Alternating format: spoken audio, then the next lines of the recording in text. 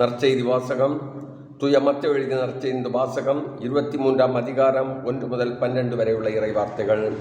அக்காலத்தில் இயேசு மக்கள் கூட்டத்தையும் தம் சீடரையும் பார்த்து கூறியது: மறைநூல் அறிஞரும் பரிசேயரும் மோசேயின் அதிகாரத்தை கொண்டிருக்கின்றனர். ஆகவே அவர்கள் என்னென்ன செய்யும்படி உங்களிடம் கூறுகிறார்களோ அவற்றையெல்லாம் கடைபிடித்து நடந்து வாருங்கள். ஆனால் அவர்கள் செய்வது போல நீங்கள் செய்யாதீர்கள். ஏனெனில் அவர்கள் சொல்வார்கள், செயலில் காட்ட மாட்டார்கள். சுமத்தற்கரிய பழுவான சுமைகளை கட்டி மக்களின் தோளில் அவர்கள் வைக்கிறார்கள். ஆனால் அவர்கள் தங்கள் விரலால் தொட்டு அசைக்கக்கூட முன்வர மாட்டார்கள். தாங்கள் செய்வதெல்லாம் மக்கள் பார்க்க வேண்டும் என்றே அவர்கள் செய்கிறார்கள்.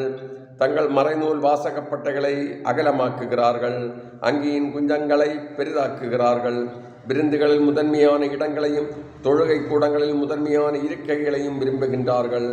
சந்தை வெளிகளில் மக்கள் தங்களுக்கு வணக்கம் செலுத்துவதையும் ரபி என அழைப்பதையும் விரும்புகிறார்கள். ஆனால் நீங்கள் ரபி என அழைக்கப்பட வேண்டாம், ஏனெனில் உங்களுக்கு போதகர் ஒருவரே.